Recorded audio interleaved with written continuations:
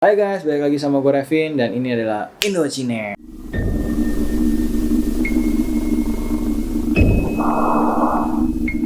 Kali ini gue mau cerita tentang sebuah kasus pembunuhan yang sadis banget. Gila deh, pokoknya sadis banget. Terus saya lo dengar ceritanya lo pasti kesel banget. Lo pasti emosi jiwa, gak ada obatnya emosi jiwanya. Karena emang ngeselin banget, udah gitu ya pasti ya lo merasa ngeri lah pokoknya. Karena ini benar-benar ngeri banget, sadis banget. Jadi cerita bermula ketika Timothy McLean, waktu itu umur 22 tahun, pada tanggal Juli 30 Juli 2008 di Kanada, kejadiannya di Kanada ya guys, mau pulang gitu kan. Dia mau pulang karena dia pekerja karnival, jadi dia sering bepergian keluar kota lah, istilahnya jauh dari rumah gitu. Dia mau pulang nih ceritanya guys. Dia naik bis Greyhound. Jadi Greyhound itu nama sebuah perusahaan bis dari Edmonton menuju Winnipeg, kota asalnya.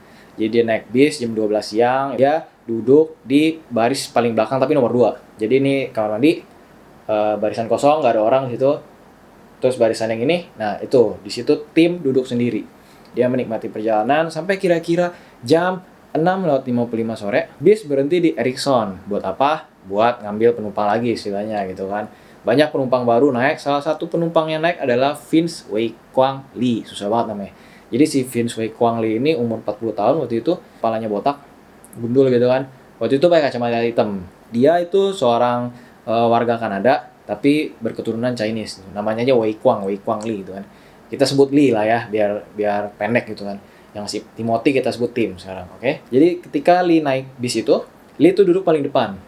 Setengah jam kemudian, Lee sama beberapa penumpang lain turun di rest area karena bisnya berhenti di rest area emang istirahat buat sebat gitu kan, nyoba. Penumpang-penumpang lain yang lihat Lee itu biasa aja gitu. Mungkin kayak si Lee emang agak resah dikit, kayak ada sesuatu yang mengganggu pikirannya sedikit lah gitu kan, kayak orang resah ya. Tahu lah ya orang resah kayak gimana. Bis mau berjalan lagi, jadi si Lee sama penumpang yang lain kembali naik ke atas bis, masuk ke dalam bis lagi. Lee ngelihat tim di sana. Jadi Lee ngelihat tim duduk sendirian di paling belakang. Lee nggak lagi duduk di depan. Lee pindah tempat duduk ke sebelahnya tim. Jadi ketika pindah ke sebelahnya tim, si tim kan ngelihat si Lee gitu. Timnya nyantai, senyumin gitu kan, senyum gitu kan, terus sambil persilain duduk gitu. Oh silakan duduk gitu lah. Terus akhirnya bis kembali jalan, mau menuju Winnipeg gitu kan. Beberapa menit kemudian, tiba-tiba semua penumpang di situ dikejutkan dengan suara teriakan. Siapa yang teriak? Tim, bukan Lee. Tim berteriak. Kenapa? Karena Lee ternyata tiba-tiba menusuk si Tim, tiba-tiba dia keluarin pisau gitu kan, set. Dia nusukin Tim berulang-ulang di dada sama di lehernya sebanyak 12 kali kira-kira. Ditusuk berulang-ulang, cep. Waktu itu juga semua penumpang langsung teriak, teriak ke sopir itu kan, "Woi turun sopir," gitu kan. Ada tusuk-tusukan mungkin kayak gitu ya kalau bahasa Indonesianya. Nah, sopirnya langsung dong dia aware apa yang terjadi, dia langsung kaget, dia langsung emergency brake gitu kan, langsung emergency stop. Langsung berhenti, turun, semua penumpang langsung turun dan itu pintunya dikunci. Kalau kata saksi sih ya nih ya. Si Tim itu ditusuk. Tapi Lee-nya tusuknya tuh bukan kayak orang psycho yang hehehe gitu, bukan yang gitu, bukan yang sadis apa, yang mukanya keji gitu loh, bukan yang mukanya keji, tapi mukanya datar kayak robot. Gerakannya juga kaku kayak robot biasa aja gitu. Mukanya juga datar, nggak ada senyum, nggak ada nangis gitu kan. Nusuk orang nggak mungkin nangis ya. Jadi datarnya gitu, kayak robot, ditusuk berkali-kali di dada sama di lehernya. Akhirnya udah tuh bisnya penuh darah, penumpang bisnya penuh darah, penumpang pada turun gitu kan, pada nangis, udah ada yang muntah-muntah mungkin kan. Si Tim sama Lee masih dalam situ. Timnya udah belum tahu tuh nasibnya kayak gimana. Yang jelas si Lee itu berusaha keluar dari jendela gitu, keluar melalui jendela, terus dia berusaha nyopirin bisnya, bawa kabur bisnya, tapi nggak bisa karena sopirnya kayak udah emergency lock gitu, nggak tahu gimana caranya kan. Terus selang berapa menit kemudian ada sopir truk berhenti gitu, jadi truknya berhenti karena dia lihat rame-rame, gila ada apa nih rame-rame. Dia berhenti, terus sopir truk ini denger kayak penumpangnya gitu udah pada lari-larian, terus pada ngomong, gila itu pisau, ada dia bawa pisau gitu kan. Pisaunya gede banget. Jadi si sopir truknya kayak bawa linggis gitu kan, turun. Terus si sopir truk ini sama sopir busnya sama satu orang penumpang yang berani itu dia mau naik lagi ke bis buat nyelamatin si Tim. Mereka belum tahu nasibnya Tim gimana. Jadi begitu mereka buka pintu depan bis kan, pintunya di depan kan dibuka, sedangkan Tim sama Lee di belakang kan. Lee langsung lihat mereka gitu kan, langsung si Lee itu lari ke arah pintu yang kebuka itu. Nah, mereka bertiga kaget, langsung tutup buru-buru gitu kan. Tapi nggak sempat ditutup, si Lee-nya keburu nyampe gitu kan, keburu mau tusuk mereka, jadi dari sela-sela pintunya kayak mau tusuk gitu kan. Terus mereka semua langsung ngacir, takut dikejar kan. Langsung ngacir, ada yang ke belakang bus, ada yang ke depan bus, ngacir lah pokoknya. Akhirnya mereka balik lagi buat mau nutup pintu bisnya sama nyari si Lee-nya kira-kira di mana. Ternyata Lee-nya nggak keluar bis. Lee-nya balik lagi ke tim yang udah terkapar gitu kan, kita belum tahu nasibnya gimana. Tapi tiba-tiba ketika mereka sampai depan pintu, mereka melihat pemandangan yang sangat mengejutkan. Lee sedang membawa kepalanya tim. Jadi dia kayak jalan gitu kan.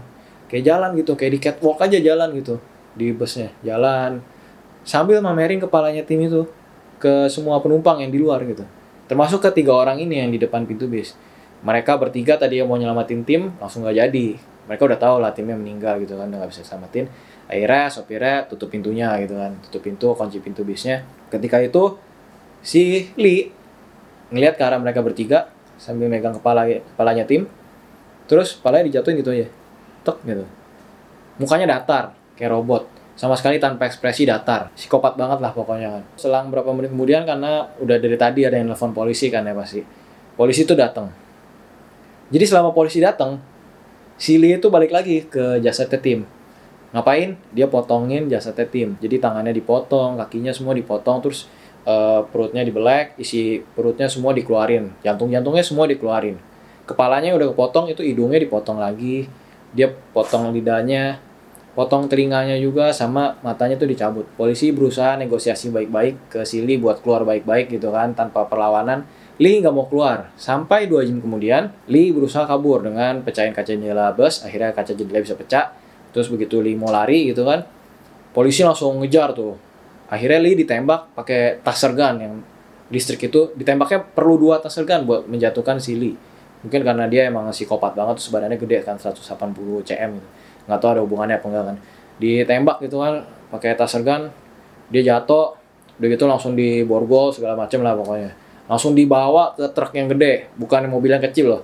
Dibawa ke truk yang gede yang awal banyak banget pokoknya. Habis itu tim forensik otomatis naik dong, dia mau istilahnya mau ngumpulin jasadnya si tim lah gitu kan, mau diotopsi, keperluan otopsi segala macem lah ya. Tim forensik itu bener-bener kaget karena pemandangan itu bener-bener wah gila banget lah, bener-bener sadis banget. Bisnya udah darah-darah, terus bagian tubuh tuh udah berceceran di mana-mana. Tubuhnya tim itu udah nggak berbentuk, udah tangannya kemana-mana. Terus badannya itu sininya udah dibolong gitu kan. Semuanya udah hilang gitu. Maksudnya isinya tuh udah kemana-mana. Mereka nggak bisa nemuin telinga, hidung, sama lidahnya tim. Ternyata ada di kantongnya Lee. Jadi disimpan di kantongnya Lee. Nggak tahu buat apa. Jadi dia simpan telinga, hidung, sama lidahnya, sama matanya tim. Udah nggak tahu ada di mana. Belakangan diketahui kalau Lee selain melakukan mutilasi dan pembunuhan, juga melakukan kanibalisme. Jadi si Lee makan mentah-mentah mata sama setengah jantungnya dari tim. Terus kalian penasaran dong nasibnya Lee gimana? Akhirnya Lee ya dibawa ke pengadilan dengan berbagai macam tuntutan gitu kan. Tuntutan pembunuhan, terus kanibalisme. Dan ternyata si Lee tidak dihukum karena Lee ternyata didiagnosis mengidap schizophrenia yang halusinasi itulah pokoknya, karena dinilai sakit mental, sakit jiwa. Akhirnya si Lee nggak dipenjara, nggak dihukum apa-apa, tapi dimasukin ke institusi mental atau rumah sakit jiwa lah ya, tahun 2009. Oh, pada emosi tuh. Oh, pasti kalian emosi kan, gila masa cuma dimasukin rumah sakit jiwa? Belum, sabar, belum selesai. Tahun 2012 si Lee udah boleh keluar karena dia kan medikasi terus di situ lah ya, pengobatan terus, tapi masih dalam pengawasan gitu kan, masih dijagain satpam gitu kan, mungkin masih dijagain security lah gitu kan, masih jagain polisi karena takut kumat lagi gitu kan, gilanya kan. Itu semua tuh pada layangin tuntutan ke Lee, tapi nggak ada yang bisa kena. Kenapa? Karena Lee-nya itu dinilai nggak bertanggung jawab atas kriminal yang dilakukan karena dia dinilai sakit jiwa gitu. Katanya sih, menurut ngomongan si Lee-nya sendiri, sekitar dari tahun 2004 tuh dia udah mulai dengar-dengar suara gitu. Jadi ada suara yang menghasut dia kalau dunia ini tuh banyak alien nyamar jadi manusia. Lee ini adalah seorang pahlawan yang harus tuh menyelamatkan dunia ini dari alien-alien itu. Jadi ketika dia naik bis itu kan, naik bis Greyhound ini, dia lihat tim, ada bisikan-bisikan tuh yang ngomong ke Lee kalau si tim ini adalah alien, dia harus dibunuh. Lee adalah pahlawan yang akan menyelamatkan dunia. Jadi si Lee harus bunuh si tim. Itu yang jadi motivasi utama, motivasi nggak jelas utama Lee membunuh tim. Padahal Lee nggak kenal sama sekali sama tim, nggak pernah ketemu gitu kan. Tahun 2015, tepatnya 27 Februari, CBC News berkata kalau Lee udah boleh kemana-mana, guys. Asal bawa handphone. 8 Mei 2015, kata CTV News, Lee udah boleh keluar mengunjungi group homes. Istilahnya group homes itu kayak komunitas-komunitas rumahan gitu kan. untuk membantu mentalnya si Lee kembali gitu. Tahun 2016, tepatnya bulan Februari, Lee ganti identitasnya, ganti namanya jadi Will Baker, dan dia memenangkan haknya. Jadi dia melayangkan tuntutan hak gitu kan, buat dia hidup sendiri dan dia menang. Tahun 2017, tepatnya 10 Februari, Lee dibebaskan dari semua tuntutan. Otomatis Lee tidak punya catatan kriminal, guys. Jadi dia sekarang ini, kalau kalian penasaran, dia adalah manusia bebas, dia free guy dia, dan dia nggak punya catatan kriminal, dan dia punya apartemen sendiri. Terus gimana nasib-nasib penumpang yang lain? Penumpang yang lain banyak tuh yang ngajuin tuntutan. Ada yang ngajuin tuntutan ke Lee karena mereka merasa insiden yang disebabkan oleh Lee ini mengganggu mental mereka. Untuk uang sedemikian banyak, gak menang juga, guys. Terus ada juga anak perempuan gitu kan, di situ ada anak kecil perempuan. Ibunya sampai masukin anak perempuannya buat rehabilitasi karena takut kena PTSD, post traumatic stress disorder, trauma lah pokoknya. Tahun 2014 ada seorang kopral polisi. Jadi ketika kopral polisi kan, waktu polisi ngepung di bis itu kan, ada beberapa polisi yang pertama kali masuk gitu kan ke dalam busnya, istilah pertama kali ngelihat keadaan bisnya lah. Polisi ini bunuh diri, kata keluarganya. Dia kena PTSD, dia jadi stres semenjak kejadian bis Greyhound itu. Dan keluarganya tim udah beberapa kali ngelayangin tuntutan, tapi tetap aja Lee tidak dihukum, guys. Kalau menurut pendapat gue gimana? Ya yang pasti kesel banget ya. Pertama, Lee nggak kenal tim sama sekali. Udah nggak kenal, tiba-tiba main bunuh gitu kan. Gara-gara alasannya Lee sakit jiwa, sakit mental gitu kan. Banyak sih orang sakit jiwa, sakit mental tapi nggak berbahaya gitu. Sedangkan si Lee ini apa bunuh orang gitu kan. Very harmful gitu, asik, very harmful. Mending kalau bunuhnya cuma cep udah gitu kan, selesai gitu kan, cep udah. Ini udah dibunuh, ditusuk 12 kali, dipotong-potong, dimutilasi, kanibalisme juga lagi, dimakan juga. Kurang psikopat apa lagi? Di tengah-tengah bis yang masih dikerumunin orang banyak, nggak ada inisiatif buat lari. Ada sih dikit gitu kan, dikit banget. Sampai mukanya datar, sampai megang pala orang gitu kan. Ya psikopat abis lah. Apalagi si Lee ini nggak punya pengalaman gitu, asik, nggak punya pengalaman bunuh orang sebelumnya, terus udah bisa ngangkat pala orang gitu kan. Kalau kita nggak pernah, maksudnya ya kita lihat pala orang copot aja kaget lah ya, normalnya kaget lah pasti kan. Kita lagi naik motor ada pala orang tengah jalan, kaget lah pasti lah. Nah ini Silly udah bunuh orang, dia angkat kepalanya gitu, dipotong-potong lagi bagian kepalanya. Kurang gila apa? Dia portfolionya nggak ada, portfolio pembunuhannya nggak ada. Itu pembunuhan pertama atau yang dilakukan langsung sesadis itu. Kurang gila apa gitu. Kalau kita lamar kerja jadi manajer ya harus pernah jadi manajer dulu minimal kan. Atau nggak harus jadi spesialis atau jadi apa dulu lah, jadi staff dulu. 3 tahun, 4 tahun baru bisa jadi manajer gitu kan. Atau jadi asisten manajer dulu mungkin. Lah ini, dia nggak pernah punya portfolio bunuh orang, sekali bunuh orang sesadis itu. Kurang psikopat apa. Dan gue nggak setuju banget dia nggak dihukum gitu kan. Kesel banget lah kalau bayangin aja jadi keluarganya. Pembunuh anggota keluarga lu bebas gitu. Bebas gitu aja. Nggak salah apa-apa lagi si tim. Bebasnya begitu aja gitu, cuma nggak dihukum. Ya selang 10 tahun, hampir 10 tahun, nggak nyampe 10 tahun malah bebas, udah bisa jalan bebas gitu.